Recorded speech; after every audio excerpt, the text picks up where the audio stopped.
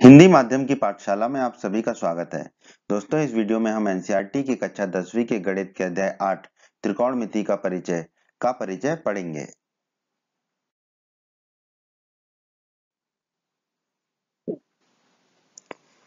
त्रिकोणमिति के बारे में दोस्तों आप लोग पहली बार पढ़ने जा रहे हैं और ये बहुत ही आवश्यक अध्याय है आपकी कक्षा 10 के लिए। ठीक है, तो इसको बहुत ध्यान से पढ़िएगा, इस वीडियो को पूरा देखिएगा अंत तक, तो आपको पता चलेगा कि त्रिकोणमिति क्या होती है और त्रिकोणमिति के प्रश्नों को कैसे हल करना है, और आपको बहुत मजा आएगा त्रिकोणमिति के प्रश्नों को हल करने में। ठीक है दोस्तों, तो इस अध्याय में हम क्या अध्ययन करेंगे? हम अध्ययन करेंगे कि त्रिकोणमिति में एक समकोण त्रिभुज की भुजाओं और कोणों के बीच के संबंधों का जो अध्ययन किया जाता है उसे ही हम क्या कहते हैं? त्रिकोणमिति कहते हैं। ठीक है, तो त्रिकोणमिति क्या है? समकोण त्रिभुज की भुजाओं और कोणों के बीच के संबंधों का अध्ययन है। ठीक है, इस अध्याय में हम एक समकोण त्रिभुज की कुछ भुजाओं के कुछ अनुपातों को उनके न्यून कोणों के सापेक्ष में अध्ययन करेंगे, जिन्हें कोणों के त्रिकोणमितीय अनुपात कहा जाता है। ठीक है, तो समकोण त्रिभुज की भुजाएं कौन सी होती हैं? आधार, लंब और कर्ण। तो आधार, लंब और कर्ण की अनुपातों का उसके न्यून कोणों के सापेक्ष में अध्ययन करेंगे, क्योंकि समकोण त्रिभुज में एक कोण तो 90 डिग्री का होता है, उसको छोड़ के अन्य जो जो कोण होंगे वो न्यून कोण होंगे। उन दोनों न्यून कोण के सापेक्ष में अध्ययन करेंगे त्रिभुज की भुजाओं के कुछ अनुपातों को, यानी कि लंब, आधार और कर्ण के अनुपातों का, और इन्हीं को हम क्या कहते हैं? कोणों के त्रिकोणमितीय अनुपात कहते हैं। हम 0 डिग्री और 90 डिग्री के माप वाले कोणों के त्रिकोणमितीय अनुपातों को भी परिभाषित करेंगे। हम कुछ विशिष्ट कोणों के त्रिकोणमितीय अनुपात परिकलित करेंगे, मतलब परिभाषित करेंगे, और इन अनुपातों से संबंधित कुछ सर्वसमीकाएं, जिन्हें त्रिकोणमितीय सर्वसमीकाएं कहा जाता है, स्थापित करेंगे, मतलब कि कुछ सूत्र स्थापित करेंगे और उन सूत्रों को याद रखेंगे। ठीक है, तो ये सब हम इस अध्याय में, इस वीडियो में हम पढ़ने वाले हैं। आइए दोस्तों, अब हम एक समकोण त्रिभुज ले लेते हैं, समकोण त्रिभुज एबीसी, जिसमें कि कोण भी हमने ले लिया समकोण। ठीक है, अब हम इसकी भुजाओं का अध्ययन कर लेते हैं कोण ए के सापेक्ष में, ताकि हमें त्रिकोणमितीय अनुपातों को समझने में मदद मिले। ठीक है, तो दोस्तों भुजा एसी जो है समकोण त्रिभुज का कर्ण है। ठीक है, क्यों है? अब आप बताइए, भुजा एसी कर्ण क्यों है? क्योंकि दोस्तों हम जानते हैं किसी भी समकोण त्रिभुज में 90 डिग्री या समकोण की जो सम्मुख भुजा होती है वो कर्ण होती है। तो यहाँ पे हमने 90 डिग्री का कोण या समकोण किसे माना है? कोण बी को। ठीक है, तो कोण बी की सम्मुख भुजा एसी, तो एसी होगा हमारा कर्ण। ठीक है, तो कर्ण बहुत आसान होता है। समकोण त्रिभुज में जो समकोण की सम्मुख भुजा होती है वो कर्ण होती है। ठीक है, तो एसी यहाँ पे कर्ण हो गया। अब यहाँ पे कोण ए के सापेक्ष में, कोण ए कौन सा है? ये वाला कोण, इसके सापेक्ष में, मतलब इसके हिसाब से, कोण ए के हिसाब से भुजा बीसी की स्थिति पर ध्यान दीजिए। हम भुजा बीसी की स्थिति पर ध्यान देते हैं। ठीक है, तो ये जो भुजा है बीसी, यह भुजा कोण ए के सामने है, कोण ए के ठीक सामने है। ठीक है, देखो कोण ए दो भुजाओं से मिलकर बन रहा है, ए बी से और ए सी से। ठीक है, लेकिन बीसी जो है वो उसके सामने है। ठीक है, तो हम कह सकते हैं कि भुजा बीसी जो है कोण ए के सामने है। इस भुजा को हम कोण ए की सम्मुख भुजा कहेंगे, क्योंकि कोण ए के सामने है। तो ये सापेक्ष का मतलब ये होता है कि कोण ए के सापेक्ष में बीसी क्या है? सम्मुख भुजा है। तो हमने लिख दिया कोण ए की सम्मुख भुजा है बीसी। ठीक है, तो जो भी भुजा सम्मुख भुजा होती है वह उस कोण के सापेक्ष में क्या कहलाती है? लंब कहलाती है। ठीक है, तो कोण ए के लिए ये बीसी भुजा क्या होगी? लंब होगी। ठीक है, तो सम्मुख भुजा जो होती है वो लंब होती है।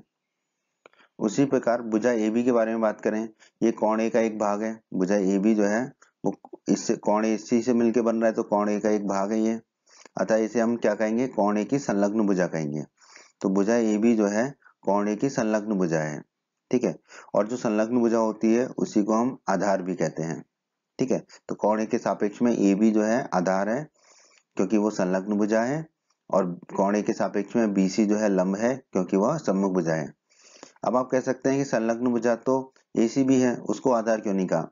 इसीलिए हमने एसी को पहले बता दिया था कि वो कर्ण है।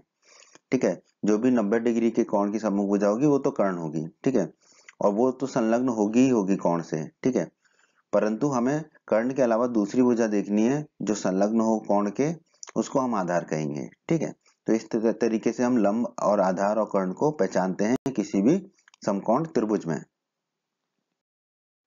तो दोस्तों जैसा कि हम जानते हैं कोई भी जो समकोण त्रिभुज होता है उसमें दो न्यूनकोण होते हैं, क्योंकि देखो एक तो समकोण होता है तो दो न्यूनकोण होते हैं, एक होगा कोण ए, एक होगा कोण सी।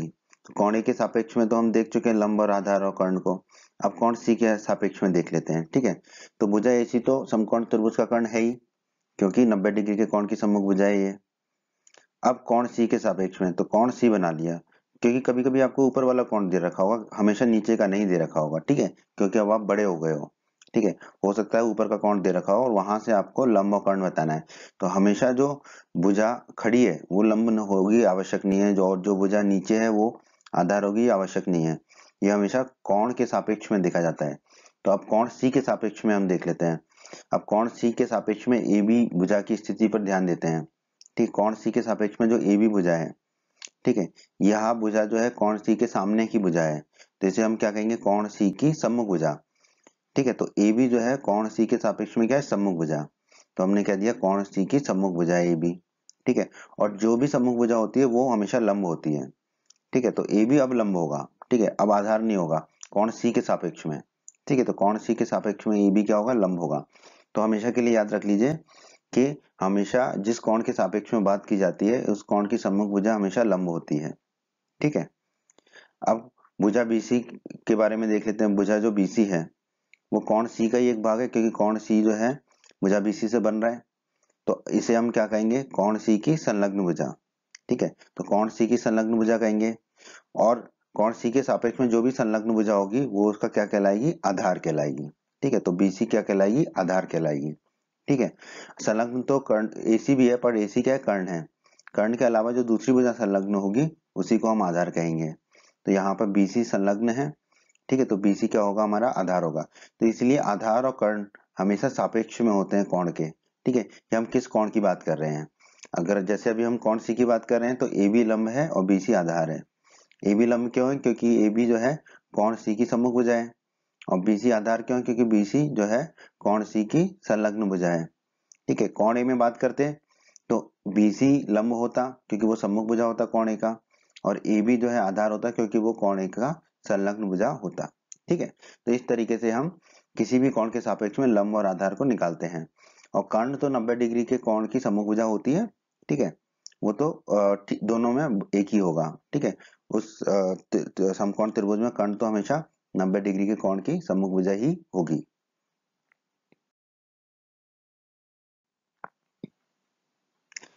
आइए दोस्तों, अब हम समकोण त्रिभुज एबीसी के कोण ए के त्रिकोणमितीय अनुपातों का सूत्र पढ़ लेते हैं। ठीक है, तो जैसे ही कोण ए के निकालेंगे उसी तरह से कोण सी के भी आप निकाल सकते हैं। ठीक है, हम तरीका देखेंगे। तो दोस्तों एक होता है हमारा साइन ए। ठीक है, ये आपको याद रखना है, साइन ए होता है लंब बटे कर्ण। ठीक है, तो कोण ए है यानी कि साइन कोण ए के सापेक्ष में हम साइन का मान बता रहे हैं। ठीक है, तो साइन ए का मतलब होता है कोण ए के सापेक्ष में साइन का मान।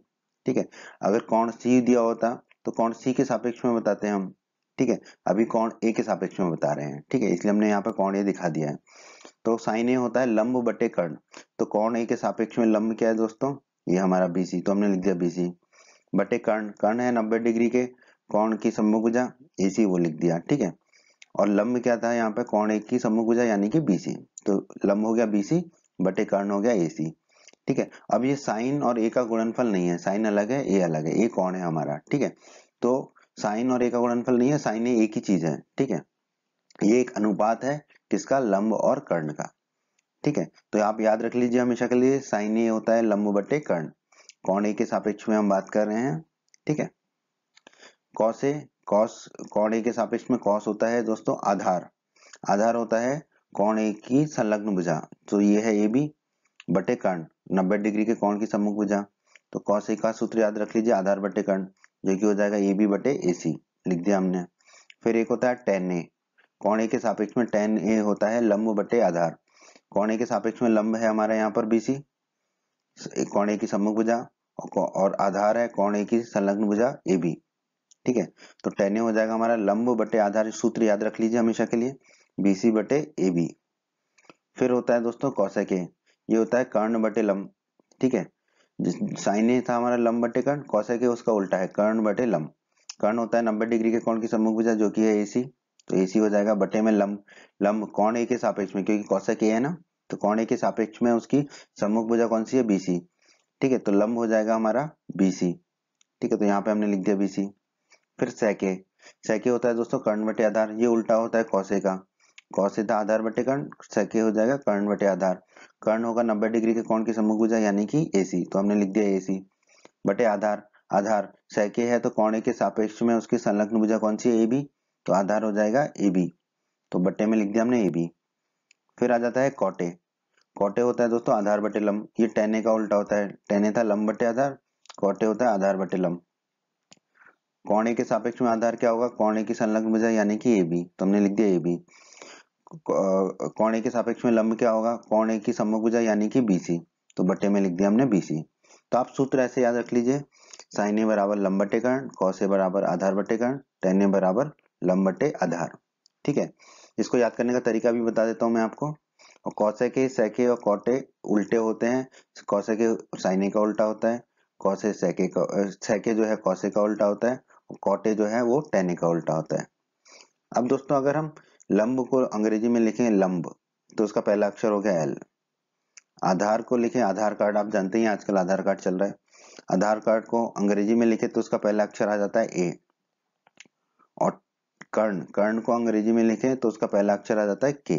ठीक है, तो अगर हम ऐसे लिख लें एल ए एल बटे के, ठीक है, तो इसको आप याद रखिए लाल बटे कक्का। ठीक है, लाल बटे कक्का। ठीक है, ये याद कर लिया तो ये आपको 6 सूत्र याद करने की आवश्यकता नहीं पड़ेगी, यहीं से निकल आएगा।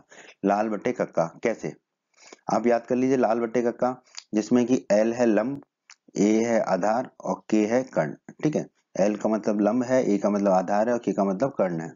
लाल बटे कक्का, अब देखिए लाल बटे कक्का में जो पहला है एल बटे के यानी कि लंब बटे कर्ण, वो क्या होगा साइन, साइन है लंब बटे कर्ण, और इसका उल्टा कर दोगे कर्ण बटे लंब तो आ जाएगा कॉसेक। फिर दूसरा है आधार बटे कर्ण, आधार बटे कर्ण क्या हमारा कॉस है, तो हमने लिख दिया कॉस है, और इसका उल्टा कर देंगे कर्ण बटे आधार तो मिल जाएगा सेक ए। ठीक है, सेक थीटा। फिर है हमारा लंब बटे आधार, लंब बटे आधार क्या है हमारा टेन, टेन ए। ठीक है, इसका उल्टा कर देंगे आधार बटे लंब तो मिल जाएगा कॉट। तो इससे आप याद रख सकते हैं लाल बटे कक्का से साइन कॉस और टेन का सूत्र क्या होगा, और उसको उल्टा कर देंगे तो कॉसेक सेक और कॉट का सूत्र आपको पता चल जाएगा। ठीक है, तो कभी भी आप भूलें तो लाल बटे कक्का लिख के आप याद कर पाएंगे कि साइन कॉस टेन का सूत्र क्या होगा। ठीक है, बहुत ही आसान है। आगे बढ़ते हैं दोस्तों, तो जैसा कि हम sine cos tan cosec sec और कॉट के सूत्र पढ़ चुके हैं, तो अब आप देखिए कि कॉसेक ए बराबर होगा 1/sin ए, क्यों, क्योंकि देखो कॉसेक ए है कर्ण बटे लंब और साइन ए है लंब बटे कर्ण। ठीक है, तो दोनों एक दूसरे के उल्टे हैं। ठीक है, साइन ए है लंब बटे कर्ण, कॉसेक ए है कर्ण बटे लंब, एक दूसरे का उल्टा है, तो कॉसेक ए होगा हमारा 1/sin ए। उसी प्रकार साइन ए होगा 1/cosec ए।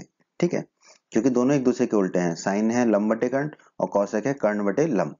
ठीक है, उसी प्रकार आप देखिए कॉस है आधार बटे कर्ण और सेक है कर्ण बटे आधार, तो हम लिख सकते हैं सेक के बराबर 1/cos ए या cos ए बराबर 1/sec ए, क्योंकि दोनों एक दूसरे के उल्टे हैं। उसी प्रकार आप देखिए टेन ए और कॉटे को, टेन है लंब बटे आधार और कॉट है आधार बटे लंब, तो हम लिख सकते हैं कॉट बराबर 1/10 और टेन बराबर 1/cot। ठीक है, तो ये आप याद रखिएगा। तो इस प्रकार आप क्या कर सकते हैं, साइन कॉस टेन के बस सूत्र याद कर लीजिए। ठीक है, कॉसेक सेक और कॉट जो है वो तो उसके उल्टे होते हैं, साइन का उल्टा होता है कॉसेक, कॉस का उल्टा होता है सेक और टेन का उल्टा होता है कॉट। दोस्तों साइन ए हमने निकाला था अभी लंब बटे कर्ण यानी कि बीसी बटा एसी, और कॉस निकाला था हमने कॉस ए आधार बटे कर्ण यानी कि एबी बटा एसी। ठीक है, और दोस्तों टेन निकाला था हमने लंब बटे आधार यानी कि बीसी बटा एबी। ठीक है, लंब बटे आधार बीसी बटा ए भी था 10, तो 10 ए बीसी बटा ए भी था। अब ऊपर और नीचे हम क्या करेंगे, एसी का भाग दे देते हैं। ठीक है, तो 10 ए हो जाएगा बीसी बटा एसी, पूरे के बटे में आ जाएगा ए बी बटा एसी। ठीक है, ऊपर और नीचे एसी का भाग देंगे तो कोई फर्क नहीं पड़ेगा हमारा, पर हमने भाग क्यों दिया आप समझिए। अब आप देखिए बीसी बटा एसी किसके बराबर है, साइन ए के, तो हम यहाँ लिख देंगे ऊपर साइन ए, और ए बी बटा एसी ये किसके बराबर है, कॉस ए के। ठीक है, तो नीचे लिख देंगे कॉस ए, तो टेन ए आ जाएगा हमारा साइन ए बटे कॉस ए। तो ये भी एक सूत्र है, टेन ए होता है साइन ए बटे कॉस ए। ठीक है, तो इसको भी आप हमेशा के लिए याद कर लीजिए। उसी प्रकार दोस्तों कॉट ए हमने निकाला था आधार बटे लंब यानी कि AB बटा BC। ठीक है, अब यहाँ पर भी ऊपर और नीचे AC का भाग दे देते हैं तो कॉटे हो जाएगा। ऊपर देंगे तो AB बटा AC और नीचे देंगे तो BC बटा AC। ऊपर और नीचे दोनों में दिया AC का भाग तो कोई फर्क नहीं पड़ेगा।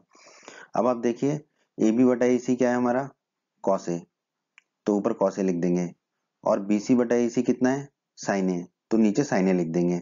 तो कॉटे आ जाएगा हमारा कॉस ए बटे साइन ए। तो इसको भी याद रख लीजिए। ठीक है, ये रिश्ते हैं इनमें आपस में। ठीक है, इसको आप कह सकते हैं कि ये रिश्ता क्या कहलाता है, ये रिश्ता कहलाता है टेन ए बराबर साइन ए बटे कॉस ए और कॉट ए बराबर कॉस ए बटे साइन ए। क्योंकि आप जानते हैं टेन ए और कॉट ए एक दूसरे का उल्टा है, तो साइन में जैसे आपने याद कर लिया टेन ए बराबर होता है साइन ए बटे कॉस ए, तो कॉट ए क्या होगा, इसका उल्टा होगा यानी कि कॉस ए बटे साइन ए होगा। ठीक है, तो दोस्तों हमने पढ़ लिया कि त्रिकोण में तीन अनुपात क्या होते हैं, sine, cos, tan, cosec, sec और कॉट। ठीक है, अब हम इनको कुछ कैसे प्रदर्शित करते हैं और कैसे प्रदर्शित नहीं करते हैं उसके बारे में थोड़ा सा पढ़ लेते हैं। तो दोस्तों अगर हमें दिया गया है साइन ए का होल स्क्वायर तो उसे हम लिख सकते हैं संक्षिप्त रूप से साइन स्क्वायर ए। उसी प्रकार अगर कॉस ए का होल स्क्वायर दिया गया है तो उसे लिख सकते हैं हम कॉस स्क्वायर ए। अगर टेन ए का होल स्क्वायर दिया गया है तो उसे लिख सकते हैं टेन स्क्वायर ए। अगर कॉसेक ए का होल स्क्वायर दिया गया है तो उसे लिख सकते हैं कॉसेक स्क्वायर ए। अगर सेक ए का होल स्क्वायर दिया गया है तो उसे लिख सकते हैं सेक स्क्वायर ए। और अगर कॉट ए का होल स्क्वायर दिया गया है तो उसे लिख सकते हैं कॉट स्क्वायर ए। तो बहुत ही आसान है ये। ठीक है, यहाँ पे ध्यान रखिए साइन और ए अलग अलग नहीं है, कॉस और ए अलग अलग नहीं है, एक ही है। उसी प्रकार साइन स्क्वायर ए एक है, साइन स्क्वायर अलग नहीं है और ए अलग नहीं है। ठीक है, बिना कोण के sine cos tan cosec sec cot का कोई मतलब नहीं रह जाता है। ठीक है, ये हमेशा कोण के साथ ही लिखे जाते हैं परंतु ये कोण का गुणनफल नहीं होता है। अब दोस्तों अगर साइन इनवर्स ए है तो उसे हम क्या लिख सकते हैं क्या कि साइन -1 ए, नहीं ये नहीं होता है। ठीक है, ये सिर्फ स्क्वायर वगैरह के लिए होता है, धनात्मक घातों के लिए होता है, ऋणात्मक घातों के लिए नहीं होता है। ठीक है, और इसके बारे में इसको बोलते हैं हम साइन इनवर्स ए। ठीक है, इसके बारे में आप उच्च कक्षाओं में पढ़ोगे, कक्षा 11-12 में। ठीक है, कक्षा 10 में नहीं है ये साइन इनवर्स ए आपके बारे में, आपके अध्याय में। ठीक है, कक्षा 10 में नहीं है, परंतु धनात्मक घातों के लिए तो आप संक्षिप्त रूप से जैसे हमने हरे रंग से दिखाया वैसे लिख सकते हो। ठीक है, लेकिन ऋणात्मक घात को ऐसे नहीं लिख सकते, इसलिए मैंने नॉट इक्वल टू लगाया है। ठीक है, तो ध्यान रखिएगा साइन ए का होल इनवर्स बराबर नहीं होगा साइन इनवर्स ए के। उसी प्रकार कॉस के लिए लिख दिया हमने, कॉस ए का होल इनवर्स बराबर नहीं होगा कॉस इनवर्स ए के। उसी प्रकार टेन के लिए लिख दिया, टेन ए का होल इनवर्स बराबर नहीं होगा टेन इनवर्स ए के। ठीक है, तो धनात्मक घातों के लिए ही संक्षिप्त रूप से लिखा जाता है, ऋणात्मक घातों के लिए नहीं लिखा जाता है, क्योंकि साइन ए का होल इनवर्स होगा दोस्तों 1/sin ए और 1/sin ए होता है कॉसेक ए। उसी प्रकार कॉसेक ए का होल इनवर्स होगा 1/cos ए और 1/cos ए होता है sec ए। उसी प्रकार tan ए का होल इनवर्स होगा 1/tan ए और 1/tan ए होता है cot ए। ठीक है, अब हम कुछ गुणों के बारे में चर्चा कर लेते हैं। दोस्तों जो साइन ए का प्रतीक होता है, ठीक है, साइन ए लिखते हैं, उसका प्रयोग क्या होता है, कोण ए के साइन के संक्षिप्त रूप में होता है। साइन कॉस टेन ये सब क्या है, त्रिकोणमितीय अनुपात है। ठीक है, तो sine cos tan cosec sec cot इनका ना बिना कोण के कोई अस्तित्व नहीं है, इनको हमेशा कोण के साथ ही लिखा जाता है। ठीक है, तो कोण जैसे कि कोण ए या कोण सी। ठीक है, तो साइन ए का जो प्रतीक है उसका प्रयोग कोण ए के साइन के संचित रूप में किया जाता है। ठीक है, तो साइन ए जो है साइन और ए का गुणनफल नहीं होता है, ये हमेशा के लिए गांठ बांध लीजिए। ये गुणनफल नहीं है, ये एक साथ लिखते हैं हम, क्योंकि कोण ए के सापेक्ष में हम साइन का मान बता रहे हैं इसलिए। ठीक है, तो साइन और ए का गुणनफल नहीं होता है साइन ए, ये हमेशा के लिए ध्यान रख लीजिए। तो साइन ए बराबर नहीं होगा साइन गुणा ए, क्योंकि साइन का कोई मतलब ही नहीं है। Sine cos tan cosec sec cot जितने भी त्रिकोणमितीय अनुपात हैं उनको हमेशा किसी न किसी कोण के सापेक्ष में ही लिखा जाता है। ठीक है, और कोण के साथ ही लिखा जाता है, बिना कोण के उनका कोई अस्तित्व नहीं होता, इसलिए साइन ए बराबर नहीं होगा साइन गुणा ए के।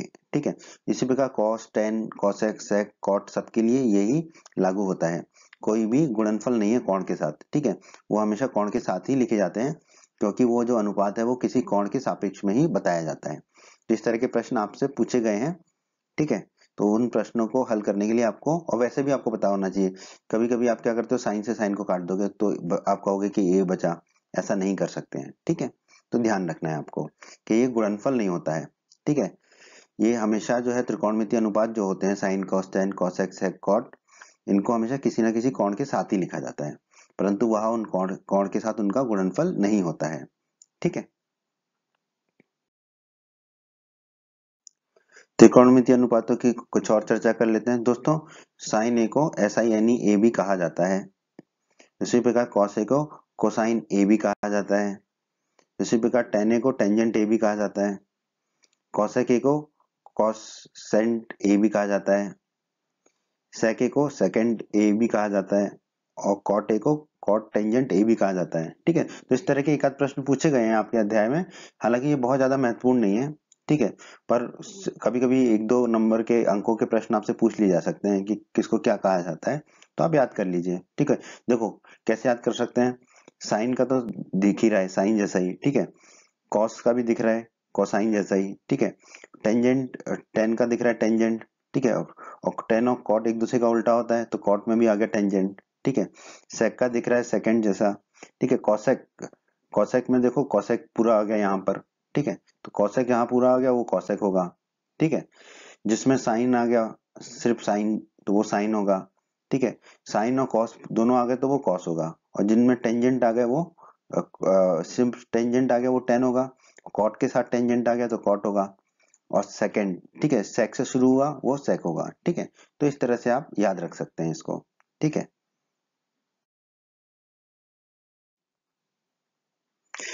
दोस्तों, कभी कभी ग्रीक अक्षर थीटा, ठीक है, थीटा बोलते हैं इसको, और ऐसा दिखता है, शून्य और बीच में एक डंडा।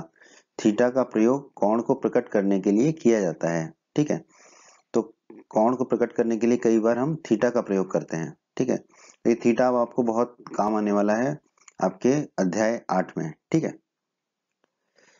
यहाँ हमने 6 त्रिकोणमितीय अनुपात परिभाषित किए हैं। कौन कौन से? साइन, कॉस, टेन, कोसेक, सेक और कॉट। यदि हमें कोई एक अनुपात ज्ञात हो तो हम अन्य अनुपातों को ज्ञात कर सकते हैं। ठीक है, प्राप्त कर सकते हैं। कैसे? ये जो है हम अध्याय 8 के जो प्रश्नावलियां हैं उनमें हमें करना है, तो हम कर सकते हैं। ठीक है, अगर हमें कोई भी एक अनुपात पता है तो बाकी अन्य पांचों अनुपातों को हम उस एक अनुपात से प्राप्त कर सकते हैं। आइए दोस्तों, अब हम कुछ विशिष्ट कोणों के त्रिकोणमितीय अनुपात ज्ञात कर लेते हैं। ये आपको याद होने चाहिए। ठीक है, ये विशिष्ट कोण कौन कौन से हैं? 0 डिग्री, 30 डिग्री, 45 डिग्री, 60 डिग्री और 90 डिग्री। ठीक है, इन कोणों के त्रिकोणमितीय अनुपात, त्रिकोणमितीय अनुपात क्या होते हैं? साइन, कॉस, टेन, कोसेक, सेक और कॉट। ठीक है, तो हम शुरुआत करते हैं साइन थीटा से। ठीक है, तो यहाँ पे कोण को हम थीटा से दर्शा रहे हैं। ठीक है, तो 0 डिग्री होगा तो साइन थीटा का मान कितना होगा, यानी कि साइन 0 डिग्री का मान कितना होगा दोस्तों? 0। ये आपको याद रखना है। ठीक है, और साइन 90 डिग्री का मान होता है दोस्तों 1। ठीक है, तो ये आपको याद होना चाहिए। साइन 0 डिग्री 0 होता है, साइन 90 डिग्री 1 होता है। ठीक है, ये याद होना चाहिए आपको। और साइन 30 डिग्री का मान होता है 1/2, यानी कि आधा। ठीक है, 0.5, तो 1/2 होता है साइन 30 डिग्री। ठीक है, और साइन 45 डिग्री होता है दोस्तों 1/√2, और साइन 60 डिग्री होता है दोस्तों √3/2। तो ये आपको याद होने चाहिए। देखो पहला तो बहुत आसान है, 0 डिग्री, साइन 0 डिग्री 0 है, और साइन 90 डिग्री 1 है। साइन 30 डिग्री भी आसान है, 1/2। साइन 45 डिग्री भी आसान ही है, 1/√2। साइन 60 डिग्री भी करीब करीब आसान है, √3/2। ठीक है, अब दोस्तों हम आगे पढ़ेंगे। ठीक है, कि कॉस थीटा बराबर होता है साइन 90 डिग्री माइनस थीटा, ये एक सूत्र होता है। तो इससे हम कॉस के मान निकालते हैं, हालांकि वो भी आपको याद रखने हैं। तो कॉस 0 डिग्री कितना होगा? साइन, इस सूत्र में रखेंगे, थीटा की जगह रखेंगे 0, तो sine 90 degree minus 0 degree, theta की जगह रखा 0, कॉस 0 निकालना है, तो साइन 90 डिग्री माइनस 0 डिग्री, 90 में से 0 जाएगा तो 90 बचेगा, तो कॉस 0 मिलेगा हमें साइन 90 के बराबर। साइन 90 कितना था? 1, तो कॉस 0 का मान कितना आ जाएगा? 1 आ जाएगा। ठीक है, अब कॉस 30 डिग्री एक एक करके निकालेंगे सारे। कॉस 30 डिग्री कितना होगा? सूत्र में रख देंगे, कॉस थीटा बराबर साइन 90 माइनस थीटा, तो कॉस 30 डिग्री हो जाएगा साइन 90 डिग्री माइनस 30 डिग्री। 90 में से 30 जाएगा तो कितना बचेगा? 60, तो कॉस 30 डिग्री बराबर हमें मिलेगा साइन 60 डिग्री। ठीक है, साइन 60 डिग्री कितना है दोस्तों? साइन 60 डिग्री है √3/2, तो कॉस 30 कितना हो जाएगा? √3/2। अब निकाल लेते हैं कॉस 45 डिग्री। कॉस 45 कितना होगा? साइन 90 माइनस थीटा, यानी कि साइन 90 माइनस 45 डिग्री, तो कॉस 45 कितना आ जाएगा दोस्तों? साइन 90 में से 45 गए तो साइन 45 डिग्री। ठीक है, तो कॉस 45 और साइन 45 बराबर हो गए। कॉस 45 है 1/√2, तो साइन 45 है 1/√2, तो कॉस 45 भी हो जाएगा 1/√2। अब निकाल लेते हैं हम कॉस 60 डिग्री। कॉस 60 डिग्री कितना होगा, साइन 90 माइनस थीटा, यानी कि साइन 90 माइनस 60 डिग्री। तो कॉस 60 डिग्री आ जाएगा हमारा, साइन 90 में से 60 गए तो 30, तो साइन 30 डिग्री। साइन 30 डिग्री कितना था, 1/2, तो कॉस 60 डिग्री आ जाएगा 1/2। अब निकाल लेते हैं कॉस 90 डिग्री। कॉस 90 डिग्री कितना होगा दोस्तों, साइन 90 माइनस थीटा, यानी कि साइन 90 माइनस 90 डिग्री। तो कॉस 90 आ जाएगा दोस्तों हमारा, साइन 90 में से 90 गए तो शून्य, साइन 0 डिग्री, और साइन 0 डिग्री कितना है, शून्य, तो कॉस 90 आ गया शून्य। ठीक है, तो देखो आपको साइन तो याद करना ही पड़ेगा। साइन 0 होता है 0, साइन 90 होता है 1, साइन 30 डिग्री होता है 1/2, साइन 45 होता है 1/√2, कॉस 60 होता है √3/2। अब कॉस को आप कैसे याद रख सकते हैं, देखो साइन 90 जो होता है वो होता है कॉस 0, तो कॉस 0 हो गया 1, साइन 0 जो होता है वो होता है कॉस 90, कॉस 90 हो गया 0। ठीक है, फिर 45 डिग्री में दोनों बराबर होते हैं, तो दोनों का 45 डिग्री 1/√2 होगा। ठीक है, तो कॉस 30 कितना होगा, जितना कि साइन 60 है, साइन 60 है √3/2, तो कॉस 30 हो गया √3/2। कॉस 60 कितना होगा, जितना कि साइन 30 है, साइन 30 डिग्री 1/2, तो कॉस 60 हो गया 1/2। तो दोस्तों हमने साइन थीटा और कॉस थीटा के मान देख लिए। अब टेन थीटा के मान देख लेते हैं कैसे निकालेंगे और कैसे याद रखना है। ठीक है, वैसे तो आपको ये याद ही होने चाहिए सारे ना, बहुत आसान है। तो दोस्तों टेन के बारे में हमने पढ़ा था, टेन होता है साइन थीटा बटे कॉस थीटा, टेन थीटा होता है साइन थीटा बटे कॉस थीटा। ठीक है, तो टेन 0 डिग्री का मान कितना होगा दोस्तों, टेन 0 डिग्री का मान होगा साइन 0 डिग्री बटे कॉस 0 डिग्री। साइन 0 डिग्री है 0, तो लिख दिया 0, बटे कॉस 0 डिग्री है 1, तो बटे में लिख दिया 1, 0/1 कितना होता है 0, तो टेन 0 डिग्री हो गया हमारा 0। अब निकाल लेते हैं टेन 30 डिग्री। टेन 30 डिग्री कितना होगा दोस्तों, साइन थीटा बटे कॉस थीटा, यानी कि साइन 30 डिग्री बटे कॉस 30 डिग्री। साइन 30 है 1/2, तो लिख दिया 1/2। कॉस 30 है √3/2, तो लिख दिया √3/2। ऊपर बटे में 2 है, नीचे भी बटे में 2 आपस में कट जाएगा, तो क्या मिलेगा हमें 1/√3, तो यहाँ लिख दिया हमने 1/√3। ठीक है, अब टेन 45 डिग्री। टेन 45 डिग्री कितना होगा दोस्तों, साइन थीटा बटे कॉस थीटा, यानी कि साइन 45 डिग्री बटे कॉस 45 डिग्री। साइन 45 है 1/√2 लिख दिया हमने, बटे में कॉस 45 डिग्री 1/√2 वो भी लिख दिया। ऊपर अंडर रूट बट्टे में √2 है, नीचे भी बट्टे में √2 है, तो आपस में कट जाएगा, बचेगा 1/1, 1/1 होता है 1, तो टेन 45 डिग्री आ गया 1। टेन 60 डिग्री का मान निकाल लेते हैं दोस्तों। टेन 60 डिग्री होगा साइन 60 डिग्री बटे cos 60 degree. Tan sine 60 degree √3/2, तो लिख दिया हमने, बटे में कॉस 60 डिग्री 1/2, तो 1/2 लिख दिया। ऊपर बटे में 2 है, नीचे भी बटे में 2 आपस में कट जाएगा, तो क्या बचेगा हमारा √3/1, यानी कि √3, तो टेन 60 डिग्री आ गया हमारा √3। अब टेन 90 डिग्री निकाल लेते हैं, ये होगा साइन 90 डिग्री बटे कॉस 90 डिग्री। साइन 90 डिग्री है 1, तो लिख दिया 1, बटे में कॉस 90 डिग्री है 0, तो लिख दिया 0, तो आ गया 1/0। अब बटे में अगर 0 है तो वो हो जाता है अनंत, इनफाइनाइट, या हम कहते हैं अपरिभाषित। ठीक है, या इनफाइनाइट। ठीक है, तो टेन 90 डिग्री का मान आ गया इनफाइनाइट, अपरिभाषित। अब आप टेन के मान देखिए, 0 डिग्री पे है 0, 30 डिग्री पे 1/√3, 45 डिग्री पर है 1, 60 डिग्री पर √3, और 90 डिग्री पर है अनंत, अपरिभाषित। ठीक है, तो बहुत ही आसान है, देखो 45 डिग्री पर तो 1 है, 0 डिग्री पर 0 है, 30 डिग्री पर 1/√3 है, तो 60 डिग्री पर उसका उल्टा हो जाता है √3, और 90 डिग्री पर यह है अपरिभाषित। आइए दोस्तों अब हम कॉसेक थीटा का मान ज्ञात कर लेते हैं। दोस्तों हमने पढ़ा था अभी अभी कि कॉसेक थीटा होता है 1/sin थीटा, तो हमने साइन थीटा के सारे मान लिख लिए हैं। ठीक है, अब 1/sin थीटा करेंगे तो कॉसेक थीटा आ जाएगा। तो कॉसेक 0 डिग्री कितना होगा दोस्तों, 1/sin 0 डिग्री। ठीक है, तो बराबर 1/sin 0 डिग्री है 0, तो हमने लिख दिया 0, तो 1/0 कितना होता है दोस्तों, अनंत, अपरिभाषित। तो कॉसेक 0 डिग्री हो जाएगा अपरिभाषित अनंत। ठीक है, अब निकाल लेते हैं कॉसेक 30 डिग्री। कॉसेक 30 डिग्री कितना होगा, 1/sin 30 डिग्री बराबर 1/sin 30 डिग्री 1/2, तो हमने लिख दिया 1/2।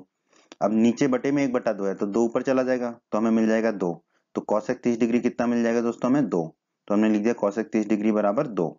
अब निकाल लेते हैं कॉसेक 45 डिग्री। कॉसेक 45 डिग्री कितना होगा दोस्तों, 1/sin 45 डिग्री बराबर 1/sin 45 डिग्री कितना है दोस्तों, 1/√2, तो हमने लिख दिया बटे में 1/√2। तो ये बटे में 1/√2 है, तो √2 ऊपर चला जाएगा तो हमें मिलेगा √2। तो cosec 45 डिग्री मिल जाएगा दोस्तों हमें √2। अब निकाल लेते हैं cosec 60 डिग्री। cosec 60 डिग्री होगा 1/sin 60 डिग्री। साइन 60 डिग्री का मान है √3/2, तो बराबर 1/√3/2 लिख देंगे साइन 60 डिग्री का मान √3/2। ठीक है। अब देखो एक के बटे में है √3/2, तो √3 तो नीचे रहेगा, 2 ऊपर चला जाएगा, तो ये हो जाएगा 2/√3। ठीक है, देखो उल्टा हो जाएगा ना, 2 ऊपर चला जाएगा, √3 नीचे आ जाएगा, तो हमें मिलेगा 2/√3 कॉसेक 60 डिग्री का मान। अब निकाल लेते हैं कॉसेक 90 डिग्री। कॉसेक 90 डिग्री कितना होगा दोस्तों, 1/sin 90 डिग्री।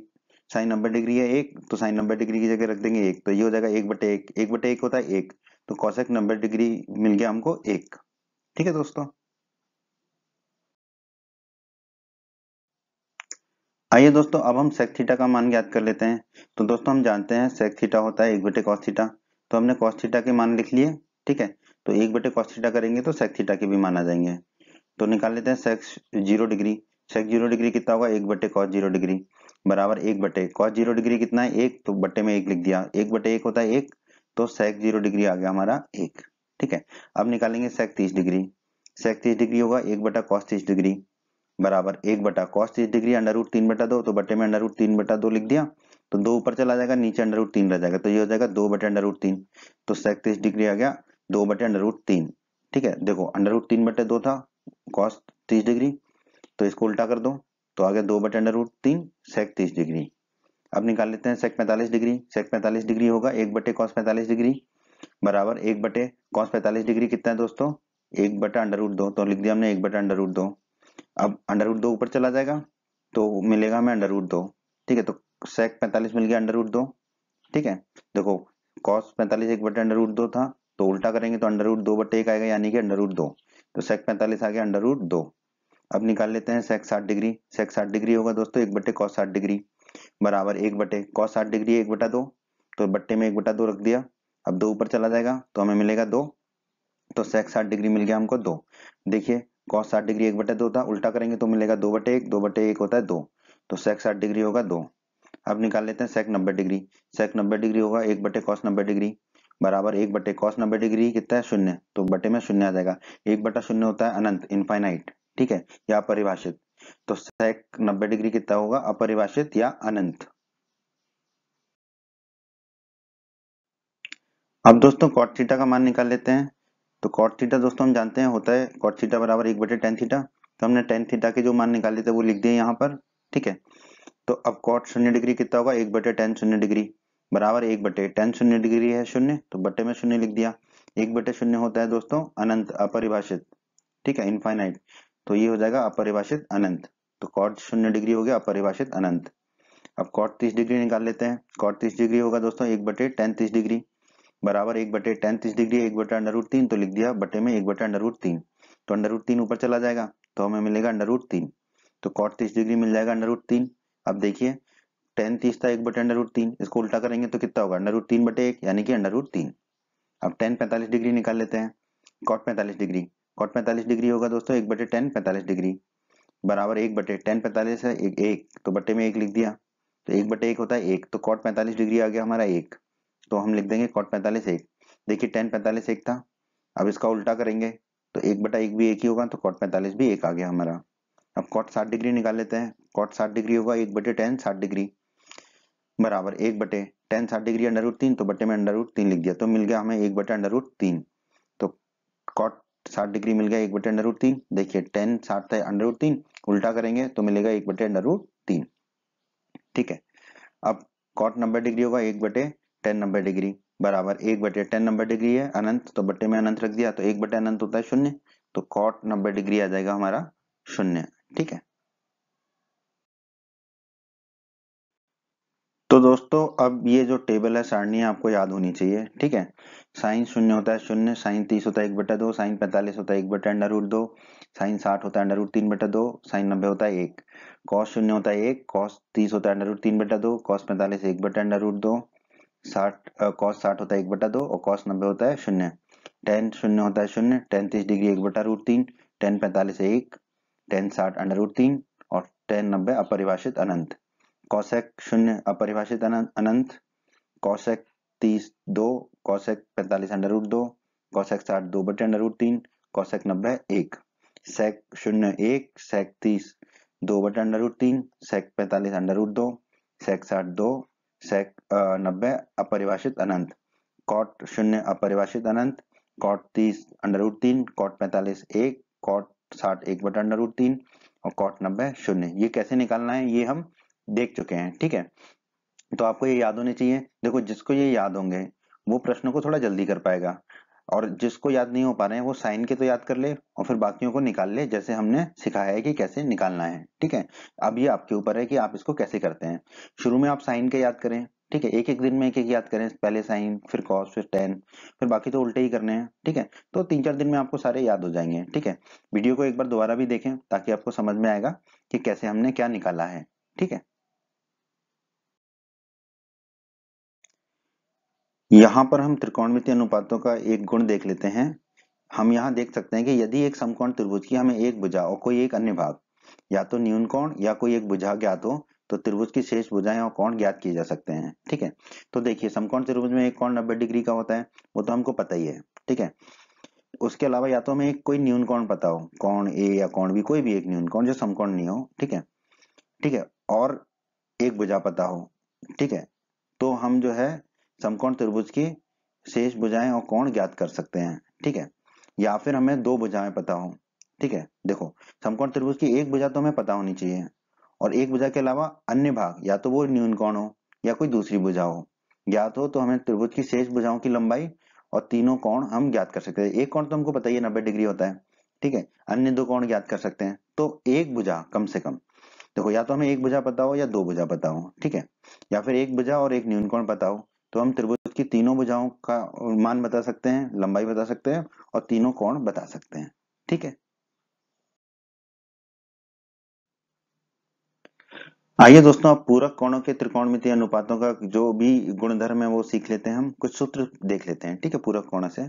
तो दोस्तों साइन 90 डिग्री माइनस थीटा होता है कॉस थीटा, ठीक है, ये एक सूत्र है जो आपको याद रखना है। उसी प्रकार कॉस 90 डिग्री माइनस थीटा होता है साइन थीटा, ठीक है। तो ये आपको याद रखना है कि साइन 90 डिग्री माइनस थीटा होगा कॉस थीटा और कॉस 90 डिग्री माइनस थीटा होगा साइन थीटा, ठीक है। ये सूत्र तो अभी हमने उपयोग किया था कॉस थीटा के मान निकालने के लिए, कॉस थीटा बराबर साइन 90 डिग्री माइनस थीटा, जिसमें हमने कहा था कि इसके बारे में हम आगे पढ़ेंगे, ठीक है। तो ये दोनों सूत्रों को याद कर लीजिए, साइन और कॉस में है, साइन 90 डिग्री माइनस थीटा होगा कॉस थीटा और कॉस 90 डिग्री माइनस थीटा होगा साइन थीटा। दोनों आपस में एक दूसरे का हिसाब किताब बराबर कर लेते हैं। फिर टेन 90 डिग्री माइनस थीटा होता है कॉट थीटा, उसी प्रकार कॉट 90 डिग्री माइनस थीटा होता है टेन थीटा। ये सूत्र आपको याद रखने हैं। तो टेन और कॉट का एक युग्म बन रहा है, पेयर बन रहा है, ठीक है। 90 degree minus theta, tan 90 degree minus theta होगा कॉट थीटा और कॉट 90 डिग्री माइनस थीटा होगा टेन थीटा।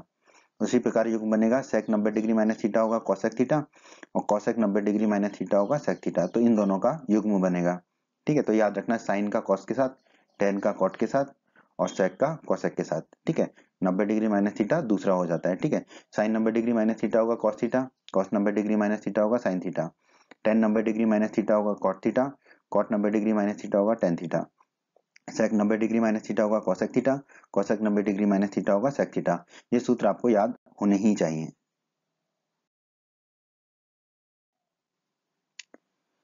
त्रिकोणमितीय सर्व समीकरण, त्रिकोणमितीय सर्व समीकरण मतलब सूत्र ही समझ लीजिए, ठीक है, त्रिकोणमितीय के कुछ सूत्र।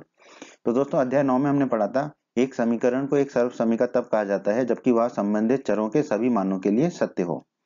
तो त्रिकोणमितीय सर्व समीकरण क्या होगी, इसी प्रकार एक कोण के त्रिकोणमितीय अनुपातों से संबंधित सर्व समीकरण को त्रिकोणमितीय सर्व समीकरण कहा जाता है जबकि यह संबंधित कोणों के सभी मानों के लिए सत्य होता है, ठीक है। तो हम कुछ त्रिकोणमितीय सर्व समीकरण भी पढ़ने वाले हैं।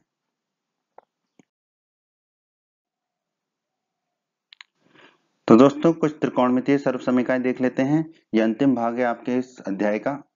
तो एक होता है साइन स्क्वायर थीटा धन कॉस स्क्वायर थीटा बराबर एक, बहुत ही आवश्यक है, आपको हमेशा याद होनी चाहिए। साइन स्क्वायर थीटा धन कॉस स्क्वायर थीटा हमेशा एक के बराबर होता है। दूसरी सर्व समीकरण है, दूसरा सूत्र है sec square theta minus tan square theta बराबर एक होता है। तीसरा है cosec square theta minus cot square theta बराबर होता है एक, ठीक है। अब इनको याद करने का तरीका क्या हो सकता है वो बता देता हूँ मैं थोड़ा सा। तो अभी हमने पढ़ा था लाल बटे कक्का, लाल था लंब, एल था लंब, ए था आधार, के था कर्ण। अब इसको उल्टा कर दे तो कक्का बटे लाल हो जाएगा। ठीक है, तो अब हम देखते हैं कि किसमें जो है हर समान है। ठीक है, तो देखो लंब बटे कर्ण और आधार बटे कर्ण, इन दोनों के बटे में के आ रहा है, ठीक है, कर्ण आ रहा है, तो इन दोनों का पेयर बन जाएगा, तो साइन और कॉस, तो साइन स्क्वायर थीटा धन कॉस स्क्वायर थीटा बराबर 1। ठीक है, तो मतलब सूत्र याद रखने के लिए कि किसके साथ क्या आ रहा है। ठीक है, और देखो तीनों सूत्रों में बराबर हमने एक लिखा ताकि सूत्र याद रखने में आसानी हो। तो साइन और कॉस दोनों के बट्टे में कर्ण आता है, तो दोनों एक ही सूत्र में होंगे, तो साइन स्क्वायर थीटा धन कॉस स्क्वायर थीटा बराबर 1 होगा। ठीक है, बाकी दोनों सूत्रों में जो है माइनस का चिन्ह लगेगा। ठीक है, अब देखते हैं कि आधार किस किस के बट्टे में आ रहा है। तो लंब बटे आधार होता है tan और कर्ण बटे आधार होता है sec। तो sec और tan जो है वो एक साथ आएंगे, तो sec square theta minus tan square theta हो गया आपका 1। फिर देखते हैं कि जो है हमारा लंब किस में आ रहा है, cosec में आ रहा है कर्ण बटे लंब, और कॉट में आ रहा है लंब बटे में देखना है हमें ना। तो कर्ण बटे लंब होता है कॉसेक और आधार बटे लंब होता है कॉट, तो cosec square theta minus cot square theta बराबर होगा 1। ठीक है, अब आप कह सकते हो कि कौन सा धनात्मक होगा कौन सा ऋणात्मक होगा, इसको कैसे याद रखें। तो देखो s पहले आता है और t बाद में आता है ABCD में, तो s पहले लिखेंगे t बाद में लिखेंगे। उसी प्रकार अब इसमें देखिए CO तो दोनों में कॉमन है, फिर s पहले आता है और t बाद में आता है, तो s वाला पहले हो गया t वाला बाद में हो गया, ये बस याद रखने के लिए। ठीक है, अब हम आगे बढ़ते हैं। तो दोस्तों अगर हम cos स्क्वायर थीटा को दाईं तरफ ले जाएं तो ऋणात्मक हो जाएगा, तो साइन स्क्वायर थीटा बराबर 1 माइनस कॉस स्क्वायर थीटा होगा, वो यही सूत्र है। ठीक है, इसमें बस cos स्क्वायर थीटा को दाईं तरफ ले गए तो ऋण का हो गया, तो साइन स्क्वायर थीटा को हम 1 माइनस कॉस स्क्वायर थीटा भी लिख सकते हैं। उसी प्रकार अगर हम इसी सूत्र में cos को ना ले जाके साइन को ले जाते दाईं तरफ, तो बाईं तरफ क्या बचता है cos स्क्वायर थीटा, तो cos स्क्वायर थीटा बराबर हमें मिलता है 1 माइनस साइन स्क्वायर थीटा। तो ये तीनों एक ही सूत्र हैं, तो आप बस याद रखिए साइन स्क्वायर थीटा धन cos स्क्वायर थीटा बराबर 1। कभी कभी क्या होता है 1 माइनस कॉस स्क्वायर थीटा लिखा हुआ है तो उसको आप सीधे सीधे साइन स्क्वायर थीटा लिख सकते हैं, या 1 माइनस साइन स्क्वायर थीटा लिखा है तो उसको आप सीधे सीधे कॉस स्क्वायर थीटा लिख सकते हैं। अब दूसरे सूत्र में हम क्या करते हैं, माइनस टेन स्क्वायर थीटा को दाईं तरफ ले जाएंगे तो धनात्मक हो जाएगा, तो सेक स्क्वायर थीटा बराबर हो जाएगा 1 धन टेन स्क्वायर थीटा के। ठीक है, तीसरे सूत्र में भी क्या करते हैं, जो ऋणात्मक है उसे दाईं तरफ ले जाते हैं, तो कॉसेक स्क्वायर थीटा किसके बराबर हो जाएगा 1 धन कॉट स्क्वायर थीटा के। ठीक है, और सूत्र आप ये तीन बस याद रखिए, साइन स्क्वायर थीटा धन कॉस स्क्वायर थीटा बराबर 1, sec square theta minus tan square theta बराबर 1, cosec square theta minus cot square theta बराबर 1। तो दोस्तों त्रिकोणमिति के परिचय में इतना ही है। अब हम प्रश्नों को हल करेंगे, तो प्रश्नावली 8.1, 8.2, 8.3, 8.4 के वीडियोस को आप अवश्य देखिए, उसी से आपको त्रिकोणमिति के कंसेप्ट आपके क्लियर होंगे। उम्मीद करता हूं दोस्तों आपको हमारा ये वीडियो पसंद आया होगा। आप हमारे यूट्यूब चैनल को सब्सक्राइब करें, इस वीडियो को लाइक करें, इस वीडियो को शेयर करें और अपने सभी हिंदी माध्यम के दोस्तों को हमारे चैनल के बारे में और हमारे वीडियो के बारे में बताएं, ताकि हिंदी माध्यम के अधिक से अधिक छात्र हमारे चैनल और वीडियोस का अधिक से अधिक लाभ ले सकें। धन्यवाद दोस्तों।